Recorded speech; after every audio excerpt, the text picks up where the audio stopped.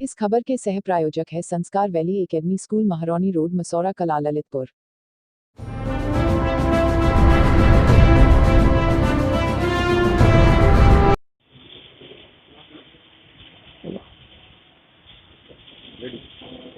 जय जिने, नमस्कार दोस्तों। ललितपुर लाइव टीवी में आपका स्वागत है। मैं आपका दोस्त रवि जैन चुनगी।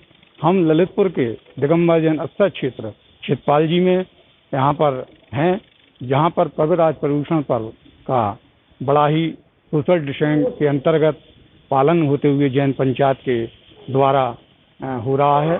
और यहाँ पर हमारे आचार्य श्रेष्ठ श्री विद्यासागर जी महाराज के परम शिष्य आर्य सागर महामुनिराज विराजमान हैं अपने संघ तहत, और उनकी धर्म प्रभावना पूरी महती धर्म प्रभावना के साथ संचालित हो रही है। आज उत्तम त्याग धर्म पर उन्होंने अपनी व्याख्या की, और ललितपुर लाइव टीवी का प्रयास है एक धर्म चर्चा, एक तत्व चर्चा के माध्यम से हम आचार्य आर्य सागर को आप लोगों से जोड़ना चाहते। ललितपुर लाइव टीवी का जैसा सभी दर्शकों से कमेंटमेंट है कि हम समय समय पर धर्म चर्चा, धर्म यात्रा और से जुड़े रहते हैं। आज हमारे पर्वराज प्रदूषण पर्व का अभी शुभारंभ हो चुका है और आज उत्तम त्याग धर्म है। उत्तम त्याग धर्म के शुभ अवसर पर हम ललितपुर में विराजे आचार्य श्रेष्ठ श्री विद्यासागर जी के परम शिष्य आचार्य श्री आर्य सागर जी अपने संघ तहत विराजमान हैं। दिगंबर जैन पंचायत समिति ने उन्हें अनुरोध किया, आग्रह किया और पावन वर्षायोग उनको उनका मिला। ललितपुर वालों का सौभाग्य जागा। हम सभी दर्शकों के बीच आचार्य श्री के मुखारविंद से हम जो जिज्ञासा है आप लोगों की, उस जिज्ञासा को रखेंगे और वह आपके लिए संबोधित करेंगे। हमारा आचार्य श्री आर्य सागर जी से प्रथम जिज्ञासा है कि आज कोरोना महाकाल चल रहा है, ऐसे में लोगों के अंदर जो डर है, संचय है, इस संचय और डर से वह कैसे मुक्ति पाएं और प्रभु चरणों में, गुरु चरणों में बैठकर अपने मन की शांति कैसे प्राप्त करें।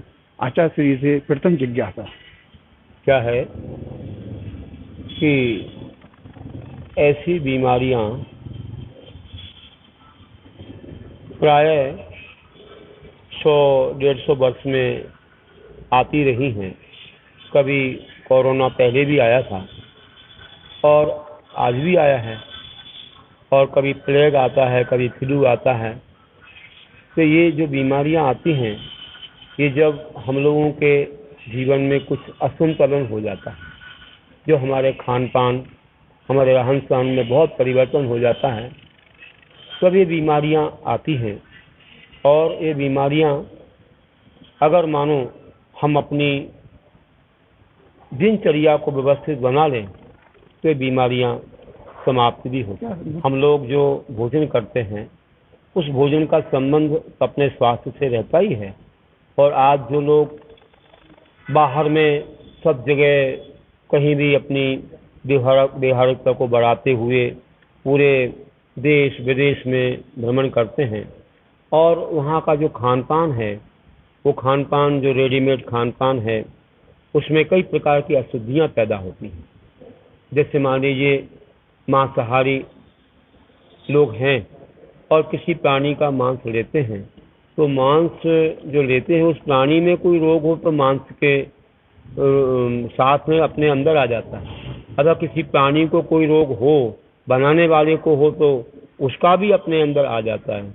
इसलिए पहले एक ज़माना था कि लोग कहीं भी जाते थे अपना भोजन साथ में ले जाते थे, अपने घर पर ही भोजन तैयार करते थे, ज़्यादा नौकर चाकरों पर डिपेंड नहीं थे, और वे लोग अपनी दिनचर्या को समय निकालते थे, ना कि केवल पैसे की कमाई के लिए 24 घंटे उसके पीछे पड़े रहते थे। उनकी एक दिनचर्या थी, लोभ कम था और अपने व्यवस्थित जीवन के साथ रहते थे, और ज़्यादा वाहनों का प्रयोग नहीं करते थे, पैदल चलते थे, मेहनत करते थे, और मेहनत के द्वारा शरीर भी उनका जो है स्वस्थ रहता था, क्योंकि मेहनत करते थे तो पाचन शक्ति अच्छी रहती थी और उसके माध्यम से अपनी भूख भी अच्छी बढ़ती थी, और सादा जीवन उच्च विचार था। जो भी है अपने देश में जो उत्पत्ति है, धान है, फल है, सब्जियां हैं, इनका सेवन करते हैं। तो हम लोग एक तो ये सोचें कि आज जो अन्याय, अनीति, अराजकता बढ़ रही है, आज लोग कई प्रकार से एक दूसरे से वैमनस्य रखते हैं, या मान लीजिए कि ऐसे कुछ कार्य करते हैं जो दूसरे को पीड़ाजनक हो, ये लांच घूस लेना और तरह तरह से रिश्वत वगैरह लेकर के जो जीवन में पाप कर्म को वृद्धि करते हैं, अशुद्ध खान पान, मांसाहार, अंडा, मछली, मांस आदि के माध्यम से प्राणियों को जो पीड़ा होती है, उसके माध्यम से जो पाप कर्म बढ़ रहा है, उससे ये लोग और ज़्यादा हमारे जीवन में प्रभाव डालते हैं। अगर मानो कि हम अहिंसा का पालन करें, महापुरुषों के कहे संदेश को अपने जीवन में लाएं, ये ऋषभनाथ, वे राम, हनुमान, महावीर, कृष्ण, बुद्ध कैसे थे, उन लोगों ने कैसे अहिंसा के लिए अपने जीवन का अंग बनाया और सब जगह अहिंसा का प्रचार किया।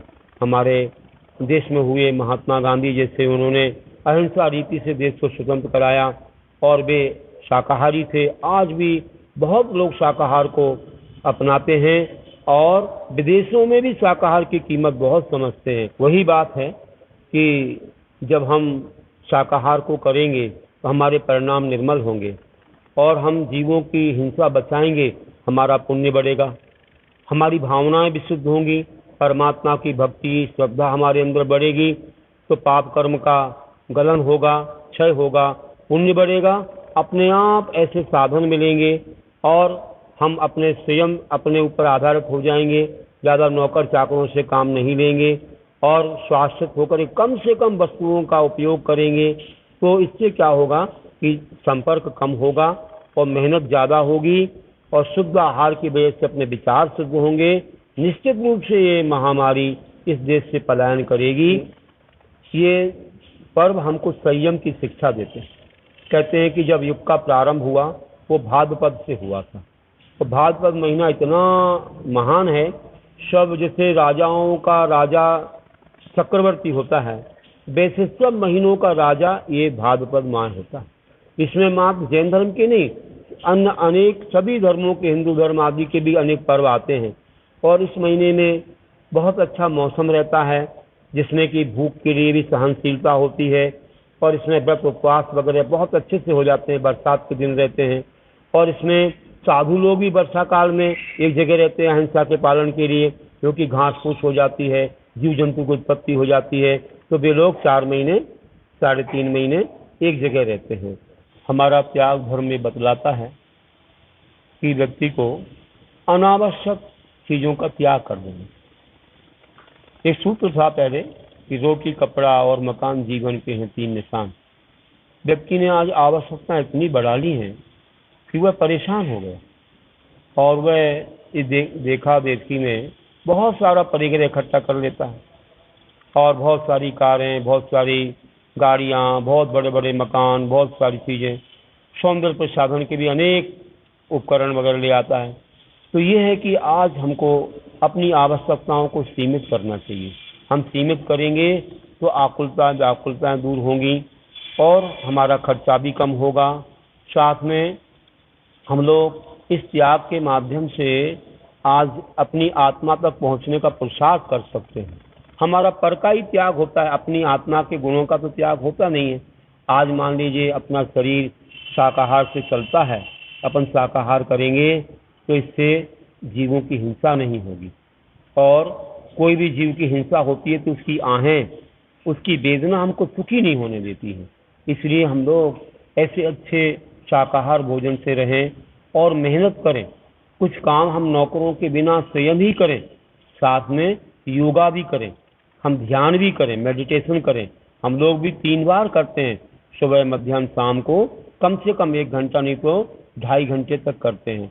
और इसके अलावा हम जो पूर्वाचार्यों ने, पूर्व महापुरुषों ने जो साहित्य लिखा है, जो कि अपने जीवन को अनुशासन में रखता है, ऐसे नीति शास्त्र हैं, ऐसे जो उनके जीवन में बहुत अच्छे आचरण वाले, सदाचार वाले, व्रत उपवास वाले, नियम धर्म वाले या योग वाले, ध्यान वाले, उन शास्त्रों को हम पढ़ेंगे तो निश्चित रूप से हमको आत्मिक शांति मिलेगी और साथ ही हम एक दूसरे को आज अच्छी दृष्टि से देखें।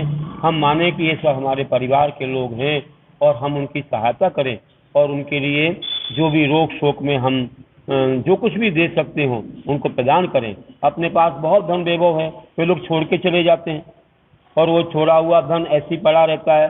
कोई ऐसे भी बच्चे होते हैं जो व्यसनों में खर्च कर देते हैं, जुआ में, कोई भी शराब में, किसी भी चीज़ में, घूमने घामने में, देश विदेश में। आज अगर अपनी आंखों के सामने हम कोई अच्छे शिक्षा के केंद्र या स्वास्थ्य के केंद्र या अच्छे साहित्य का प्रकाशन आदि हम करवाएंगे, या जो आज शिक्षा में आगे बढ़ रहे हैं विद्यार्थी, उनके लिए हम लगाएंगे, तो ये अच्छा त्याग होगा। इस त्याग के माध्यम से देश की उन्नति होगी। आज के लोग पटाखे फोड़ने में, कहीं और भी यहाँ घूमने में, अथवा ये अपने शौक में इसको खर्च कर देते हैं। उसकी जगह पर हमें अच्छे शिक्षा के कार्य में और स्वास्थ्य वर्धन के कार्य में इसे लगाना चाहिए। हाँ, तो हमारा एक संदेश है कि आज हम देख रहे हैं कि ऐसा जो वायरस फैल रहा है, ऐसे वायरस फैलते हुए इस वातावरण में हम एक दूसरे से दूरी बनाएं, हम कार्य करें, दूर से करें, और जो भी है से हाथ दूर रहें।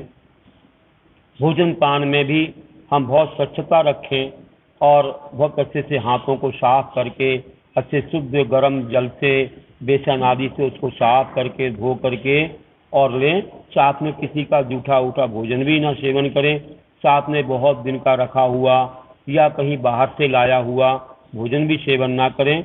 और हम लोग जो है अपनी मर्यादाओं में रहें, छान करके पानी पिएं और दूर दूर बैठें, और एक दूसरे से जो है कोई भी मिलना हो, कुछ भी हो, तो दूर से ही अपन बात करें, मास्क का प्रयोग करें। साथ में जो है हम लोग अपने जहाँ भी जाते हैं तो अपने मतलब जो सैनिटाइज आप लोग बोलते हो उसको करें।